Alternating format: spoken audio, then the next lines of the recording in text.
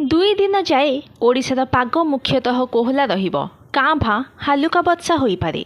तेबे 11 तारिख ठारू राज्यर विभिन्न सहरर तापमात्रा वृद्धि पाइब। 11 तारिख में आभ्यंतरीण दक्षिण ओडिशार अनेक स्थान में सर्वाधिक तापमात्रा 40 डिग्री छुईबार संभावना रही, जहाँकि परवर्ती 5 दिन पर्यंत जारी रहिबो। भुवनेश्वर समेत उपकूल ओडिशार केतेक स्थान में 12 तारिख 39 ରୁ 40 डिग्री छुईबा सहित 2 दिन पर कमिब। शुक्रवार आभ्यंतरीण ओडिशा रे तापमात्रा बढ़िबो नाही। भुवनेश्वर समेत दक्षिण उपकूल में प्राय 1 डिग्री बढ़ी पारे, किंतु अपराह्न रे पाग मेघुआ रहिबा सहित स्थाने स्थाने वर्षा हेबार संभावना रही।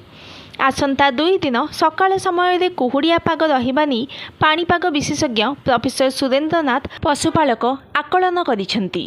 आंचलिक पाणीपाग विज्ञान केन्द्रर आकलन हेउछि जे आसंता 10